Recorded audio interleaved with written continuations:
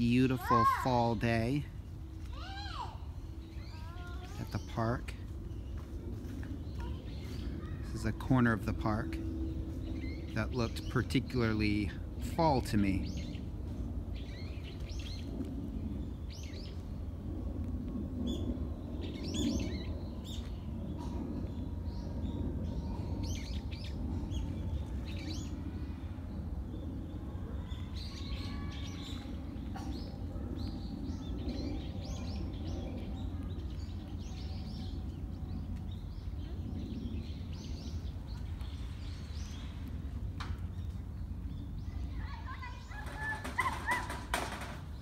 Welcome to Watch Symposium. I'm Austin. Alright, I'm in the park with my daughters and my wife. We just went shopping. Showed you guys some alcohol in Japan. Let's talk about the indestructibility of the Rolex Oyster case. That's a great marketing thing. It's true, you know. They're pretty indestructible, but that's the case. Why are we cautious about our Rolex watches? Well, speaking from experience, while they might keep ticking, they might not stay accurate. Right after I got the Explorer 2, I'd worn it a couple months, and I think I was washing it, and I was drying it, and I dropped it. And it immediately went from whatever it was to plus 14 seconds a day, which, you know, it was prior to the overhaul, and I wanted to have an overhaul done on that watch, so it could have been worse. It could have been post-overhaul. Actually, to be honest, right after I got it back, even before I had a chance to see what kind of accuracy it has, or it had, I dropped the damn thing again.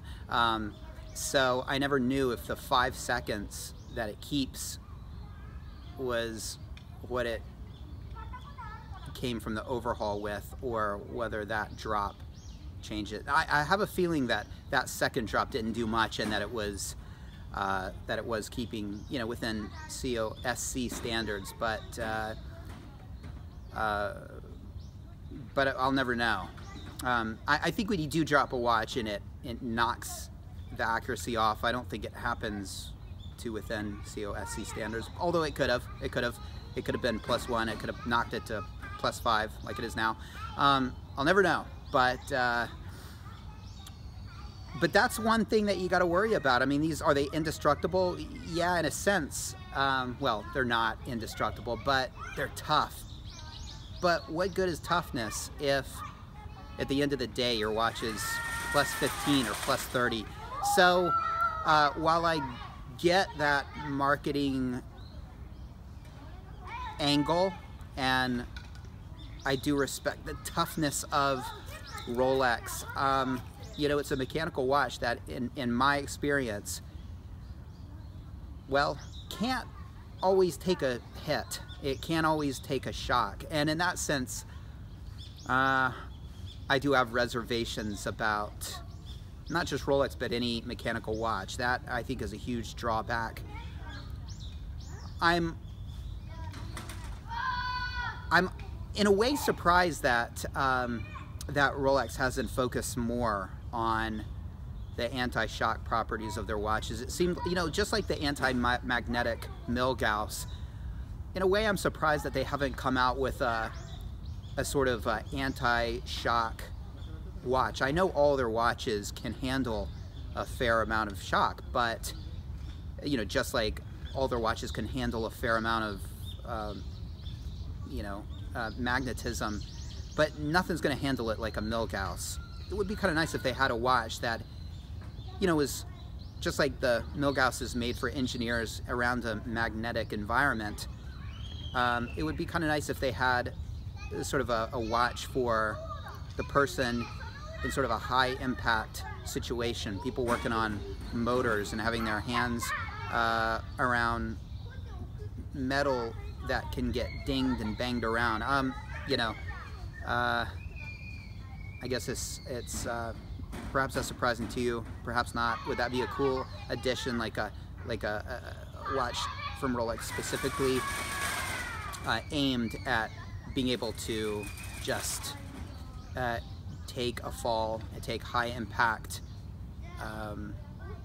abuse without becoming less accurate? So yeah, that's a drawback of the watch. And it's funny because when you see it happen and when you know it's possible, the whole idea of indestructibility becomes a moot point. You don't think so easily, so cavalierly, it can take it, it can handle it. I refer you to this interesting thread, link in the description. This is a thread on the Rolex forum. Now, I remember seeing the first leg of this thread where a gentleman was getting ready to go boating. He was going to have his left hand on the tiller and was expecting some serious vibrations. And he was asking, is my watch going to be okay?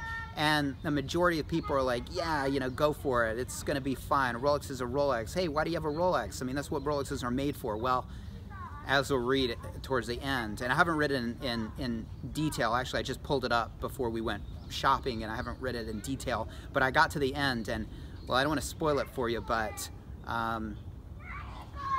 it didn't work out. Okay, it didn't work out, and the Rolex couldn't take it.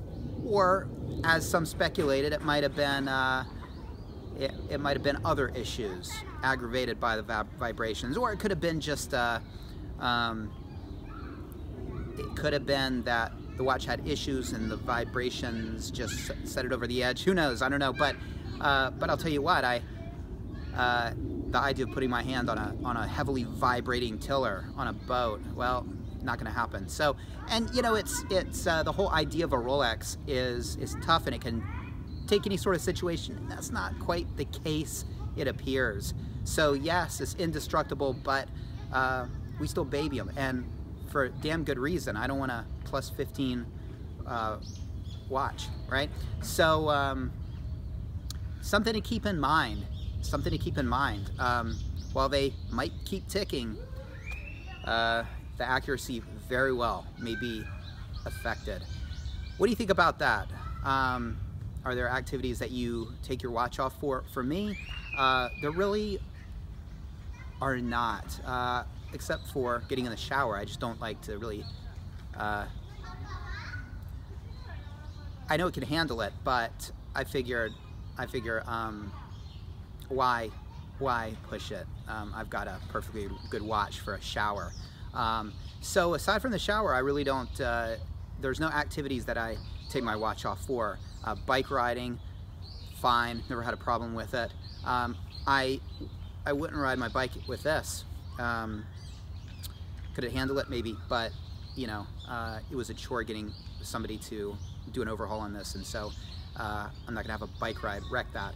Anyway, so yeah, there's no really activities that I do that force me to take off my Rolex, or makes me want to take my Rolex off, but I am a little bit more ginger at having had the Explorer 2 jump to plus 15 with a drop. Anyway, what do you guys think? Take care. See you next time.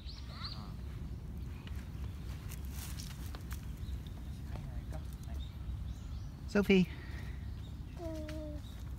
Sophie. Hi.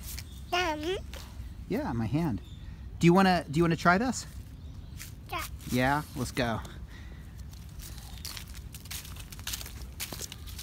Okay, hand please.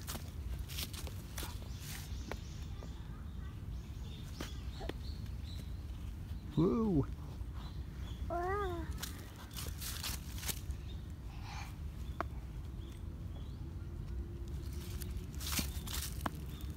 Good job. Good. Whoa. Watch out.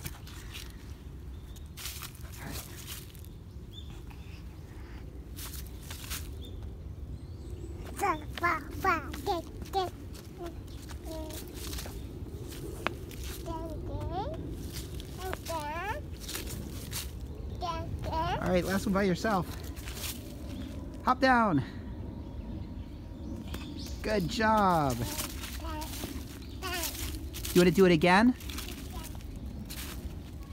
Can you say again? Okay.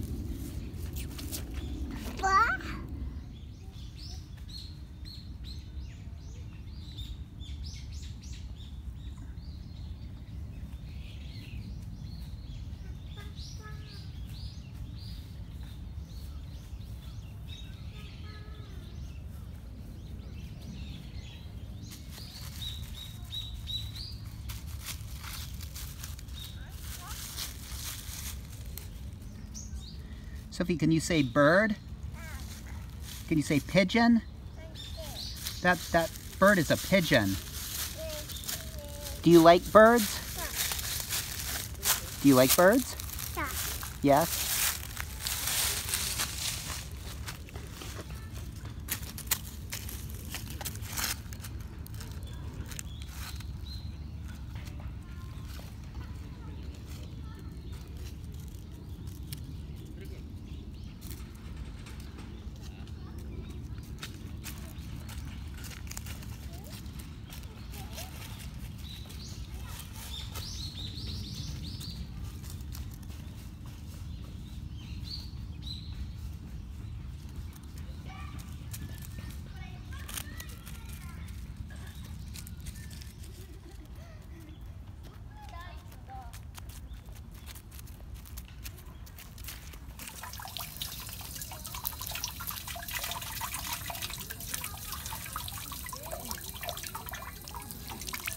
Whoops. Be careful.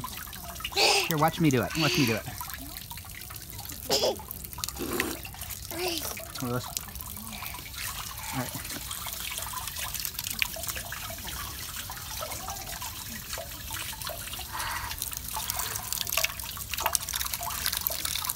Drink.